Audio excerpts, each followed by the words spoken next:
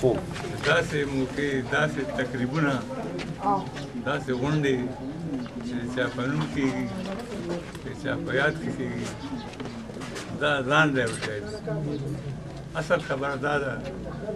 چې داسې غونډې وشي چې ستاسو غوندې شخصیتونه چې ستاسو غوندې ځکه یادوم چې په دې زمانه کې پښتو شاته وغورځېده صرف ستاسو په وجه باندې پښتو ده او ستاسو په وجه به پښتون کېږي خیري تاسو چې داسې غونډو ته راتلل او په هغې کې خپله کې کېناستل یو بل ته نږدې کېدل نورو شاعرانو سره تعارف کېدل او اورېدونکي راغو ته له تاسو کومې خبرې کوئ دا کول بلخوا خلکو روان کړی دی تاسو هم په هغه ډول روان کوئ چې خوشحال بادشاه خان روان کړی و دې خبرو لپاره داسې غونډې ډېرې بختورې دي او دا غونډه هم چې هغه یې جوړه کړې ده د مصري بانډې ادبي جرګې او تاسو ورته راغلي دا ډېر لوی خدمت تاسو کوئ او ستاسو غوندې شخصیتونه زما په نظر نن په لویه پښتونخوا کې کوم خدمت تاسو کوئ ما غوندې ضعیف بوډا ته هغې فخر پکار چې یو خوا وګورو ګډوډ میدان درې او لانجې بل خوا تاسو ته وګورو هر څوک چې دی هر چېرته چې دی چې پښتو لیکوال دی پښتو قلم دی خبره یې وکړئ په یو شوي یعنې د خدای به یو هم کړي په دې وجه باندې زه د هغې هم شکریه ادا کوم تاسو هم ادا کوم چې راغلي حقیقت دا دی چې مصري بانډې غوندې کلي ته ستاسو راتګ دا ډېر لوی دی هغې کلي ته او بیا ما ته راتلل تاسو به څه واوسئ ما ته به ډېر څه پرېږدئ ما ته به تاسو ټول زه پېژنم زه څوک یم زه لرم ځان خبروم تاسو هغه شخصیتونه یئ چې د مستقبل تاسو نه ډېر توقعات دي تاسو هم شکریه ادا کوم چې ځان مو ویسته دی کارونه نه مو ځان ایسته دی نورو کارونه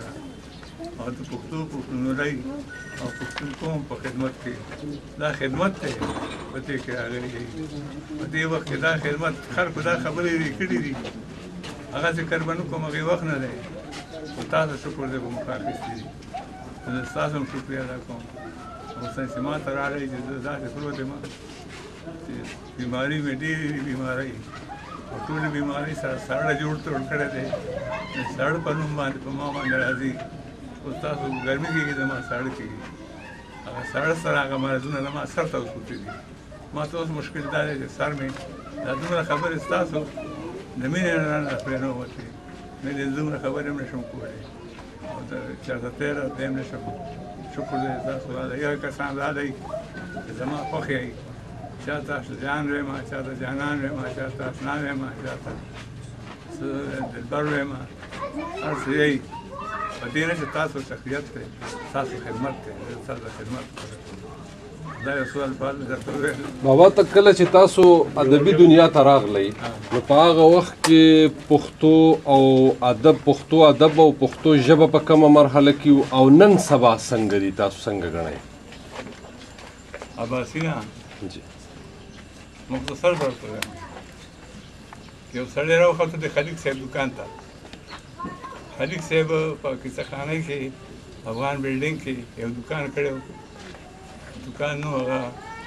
د پښتو کتابونو چاپ کولو خرڅولو دا وه راوخته ورته ویې چې ما ته کتابونه راکړه ټول چې جمع کړل د 100 روپو نوم ټول بازار نه چې را جمع کړل د 100 روپو نوم نن د خدای فضل دی یونیورسټي بک ایجنسي وایي چې کتابونه لږ دي خلک ډېر دي او دا ګوره دا ټي ویګان چینلونه ما ته خو شکر دی ستاسو همزولي ستاسو ملګري شخصیتونه خواړه دي په دنیا کې هر چېرته نه ټلیفون کېږي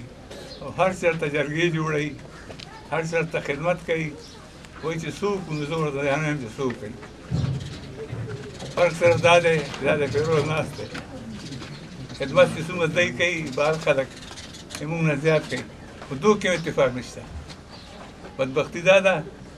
چې یو ښار کې مثلا برمنګهم کې دي که نه برمنګهم کې نو هغه غریبانان څو ډلې شول زه ورته مینتونه کوم چې انټرس مه کوئ یو شی نو خبره دا ده چې ټولې خبرې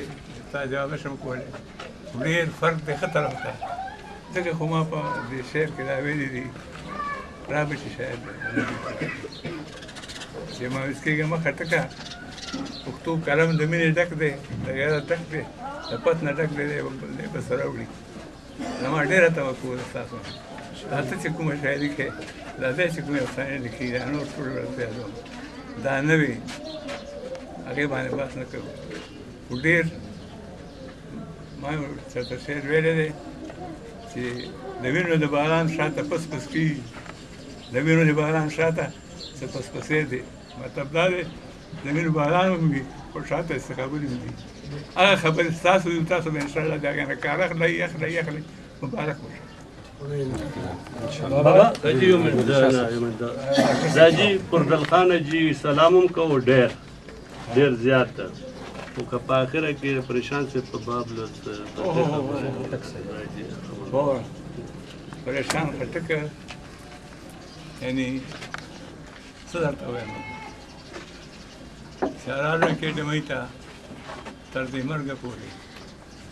ډېر څه کړي دي هر چېرته کې د پښتو خدمت کوو